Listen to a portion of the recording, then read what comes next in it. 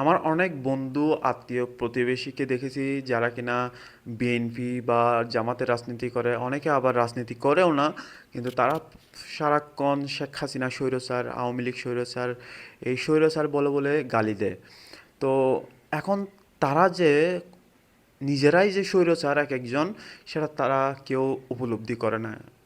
এখন শুধু যে আত্মীয় প্রতিবেশী না, আমি অনেক মানুষকে দেখেছি পার্সোনালি যারা কিনা শেখ হাসিনাকে স্বৈরচার বলে, কিন্তু নিজে যে স্বৈরচারী বাপ নিজের মধ্যে আছে সেটা উপলব্ধি করে না। এখন স্বৈরচার মানে কি?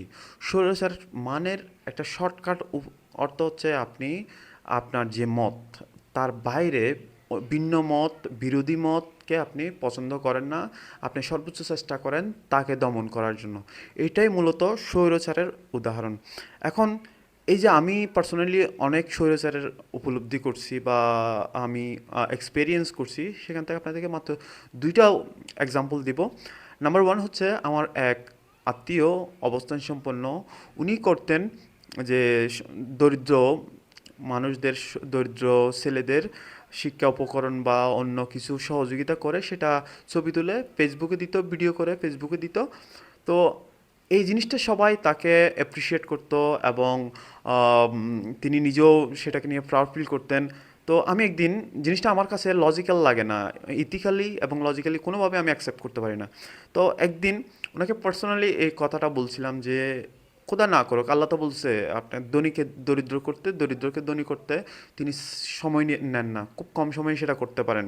তো আমি বললাম যে আজকে আপনার ভালো অবস্থান আছে, কালকে যদি খোদাই না করুক আপনার খারাপ অবস্থান হয়ে গেছে, আপনি যে কাজটা করতেছেন ঠিক সেম কাজটা যদি আপনার সন্তানদের সাথে যদি অন্য সমাজের অন্য ধনী মানুষরা যদি করে, আপনি সেটা কি গ্রহণ করতে পারবেন, মানতে পারবেন? এই কথাটা কেন বললাম? সে ওই দিনের পর থেকে আমার সাথে সম্পর্ক ছিন্ন করছে এবং যোগাযোগ আর রাখেনি। কারণ তিনি ওই কথাটা, ওনার মতের বিরুদ্ধে যাওয়া কথাটা নিতে পারেননি। উনি শুধু পছন্দ করেন ওনার যে কাজটা করেন সেটাকে শুধু বাহাবা দেখ। তো আমি পিছন থেকে গিবত না করে সরাসরি সামনে ওনাকে সেটা বলছিলাম, যাতে এটা গিবত না হোক, একটা গঠনমূলক সমালোচনা করি। তো কারণ ইসলাম বলছে, আমার আল্লাহ বলছে, যেখানে ভালো কাজ হচ্ছে সেটাকে ভালো কাজ করার জন্য, অ্যাপ্রিসিয়েট করার জন্য, আগ্রহ জমানোর জন্য, আর খারাপ কাজকে, ভুল কাজকে নিন্দা করার জন্য বা সমালোচনা করার জন্য বা বাধা দেওয়ার জন্য। দ্বিতীয় এক্সাম্পল দিই, এই যে মাহফিল হয়, মাহফিলগুলোতে যতটুকু না ইসলামের খ্যাতমত হয়, যতটুকু না ইসলামের ভালো হয়, তার চেয়ে ইসলামের ক্ষতি বেশি হচ্ছে। এবং ইসলাম এই যে মাহফিল আয়োজনের যে প্রক্রিয়াটা, এইটা টোটালি ভুল। আমি অনেকভাবে সেটা পরবর্তীতে একটা লম্বা ভিডিও হবে। তো কেন ভুল?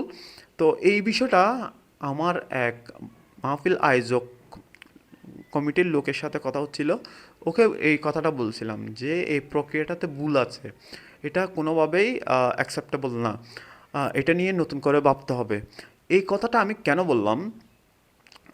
সে কোনোভাবে নিতে পারেনি, কারণ সে যে মাহফিল আয়োজন করে, তার সংগঠন যে মাহফিল আয়োজন করে, এটা সবাই তাকে অ্যাপ্রিসিয়েট করে, সে নিজে গর্ববোধ করে।